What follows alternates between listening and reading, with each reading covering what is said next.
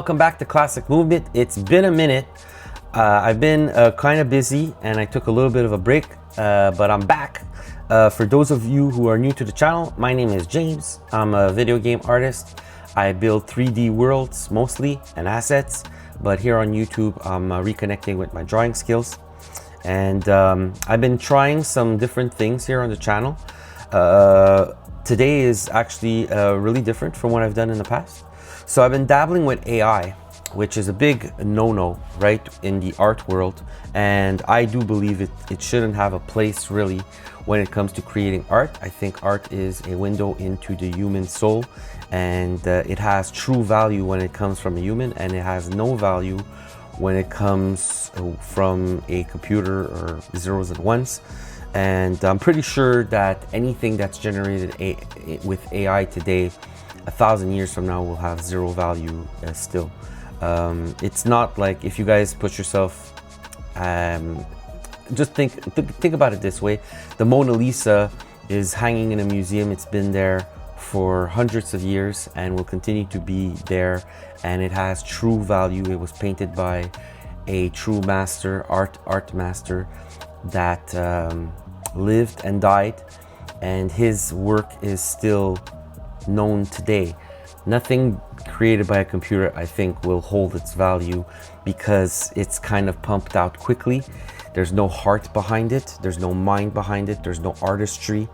But that's not to say that AI has no value in today's society. It can be used for great benefit, actually, and I wanted to explore how I could use it as an artist to make me better. So I wouldn't leave it up to AI to create the art, but I would use it as an art teacher, basically. And I remember the days when I was a kid. I drew a lot on my own, and I tended to repeat the same things and same style over and over again until I got to school, and then you land in an art class and your teacher sets you up with different challenges to improve your skills. And I had to suddenly do backgrounds and objects, things that I didn't really like drawing all that much, but it forced me to, and I liked it because it was a challenge. So that's kind of how I see AI being used with art right now. It's one of the ways anyways that I'm using it. So what I did was I used AI in reverse. Most people prompt AI and it pumps out, information that you're seeking. I gave it context as an art teacher and asked it to give me an art challenge. So I'm gonna put my prompt here and AI's answer. I use ChatGPT because why not? I fiddled with a few of them, but ChatGPT for this task is kind of easy. It would work pretty well. Gemini would do just as good a job, I think, too.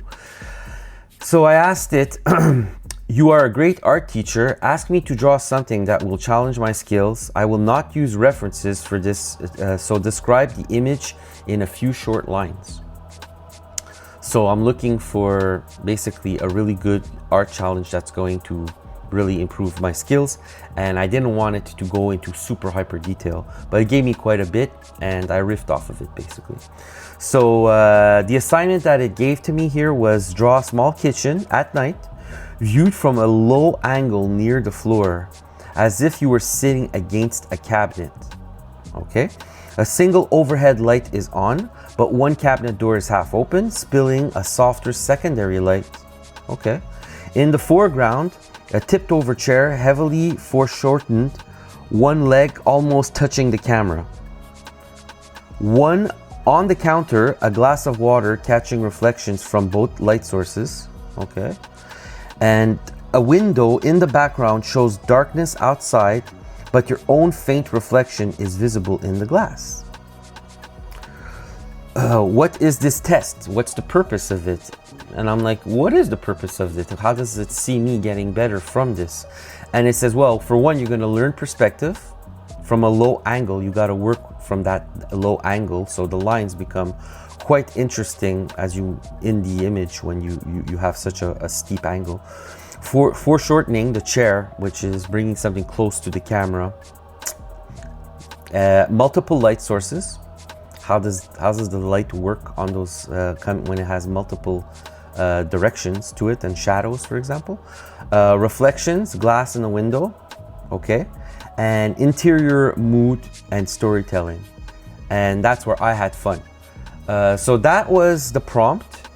And I'm going to now move over to the image of what I ended up making based off of this information.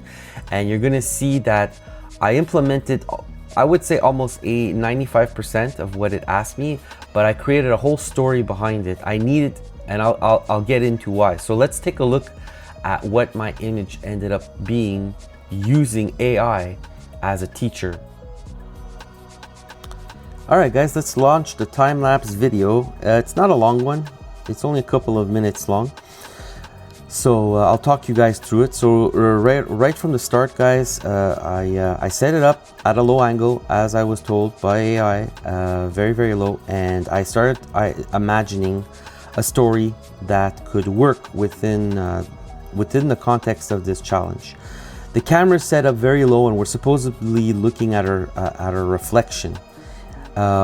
If you're low on the floor, what could possibly reflect your back at you? It needs to be something that reaches the floor as well, and a window wouldn't work. So I went with a patio door, being the best idea that would fit within a kitchen, and I tried to squeeze it in there. And the story I imagined, because it's nighttime, why is this person leaning up against a cabinet supposedly? I changed that, by the way. You can see I actually made a refrigerator instead, because I had cabinets in the room and I thought I needed a signature piece that communicated kitchen a little bit more. So I just changed that and I put it up against a refrigerator instead. And you can see the characters here that I'm drawing. I imagined there was some kind of altercation that happened between the two, and a gun was pulled, and let's just say one person made it out and the other person did not, and you could see that they're lying here to the side. And I think I'm going to add a knife at some point in the hand of that person. Here I'm just working the cabinets, adding more detail and shadow to them, and adding lighting as I go. You can see there's two light sources that I was told that I should add to the image. So you have the key light, which is coming from above, and then you have a secondary light that's coming from the open cabinet there. You have blood splatters here and there, and that's to reinforce that idea that something happened here, a fight, a brawl broke out. And you see some broken glass also on the ground. I have the chair that I was told I had to bring pretty close to the camera, but not too close. I mean, you bring it so close, that's where AI, I mean, you have to cheat a little bit. You bring it so close to the camera, you might block the entire image. It's basically in the way of the reflection. You have to open things up. So it's as close as I felt it necessary, and I think it still respects the challenge. It's still in the foreground and quite close to the character. I added that home sweet home image picture frame hanging on the wall, and it's to create the idea. And it's cracked and broken, so it ain't so sweet on this night, but you know, it's just one little detail that didn't need to be there, but I found made it a little bit cooler. Also, you know, it being on an angle, it's like, okay, some trauma happened here up against this wall. I have the glass, and we're coming in on the end now of the time lapse. You'll notice I'm playing a lot with the angle here. I'm like debating whether I should, you know, have it more dynamic on an angle or more straight, and I think I just ended up keeping it as it was. So that's the end of the time lapse. Let's see if I hit all of my targets here. I have the list here. I'm looking at it. So small kitchen at night, viewed from a low angle on the floor, as if you were against a cabinet. As if. Okay, so see, you could, yeah, you could make some changes, and I did. She's sitting up against a refrigerator. A single overhead light is on, but one cabinet door is half open, spilling a softer secondary light. which is the case. The foreground, a tipped chair. We hit that, heavily foreshortened, one leg almost touching the camera. I have the chair turned in a different direction. I don't think that really matters all that much. On the counter, a glass of water. So here it is, and catching reflections from both light sources. So reflections kind of hard to grab. It's a curved surface, and it's kind of far away. It has to catch both lights, and both lights are in the distance. But it is catching some highlights from the light sources, so that's pretty good. A window in the background shows darkness outside, but your own faint reflection is visible in the glass. So you can see it's nighttime back there. It's harder to see because the light inside is illuminating and causing such a strong reflection that you can't see all that well outside, but you can see that police have arrived on the scene. That's what I was trying to allude to. Through the reflection, through the glass, you can see that they're already coming and responding to a 911 call potentially. So that pretty much is what AI described to me, and I think I hit everything. Plus I added a story here that completely was absent from the request that it made from me, and I'm kind of happy. I also forced myself to use different brushes that I don't always use, more paint style brushes and watercolor brushes. So I wanted to give it because I just didn't want it to look cartoony. I wanted to feel more like a concept art, that kind of thing that I receive from artists at my job. They tend to use these very stylized paint brushes that really do a nice job of creating mood, and that's basically how it came out. I don't know what you guys think. I love it. I think it looks really cool. It's not something I'm going to necessarily put in my portfolio, but it's good practice, and it proves to me that AI can have a place in this world when it comes to art. You know, if you have nothing that's inspiring you, you can have a teacher in your corner, you know, making you work at things that you're not comfortable with and you might not like to do, but that's what's going to make you better in the long run.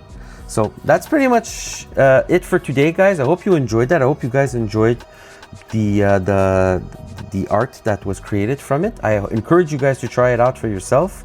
If you're on an artistic journey and trying to look for, you don't know what to draw, give it a try. Thank you so much for watching this. I'll catch you guys on the next one. Be good to each other, be safe on the roads, and yeah, have a great day.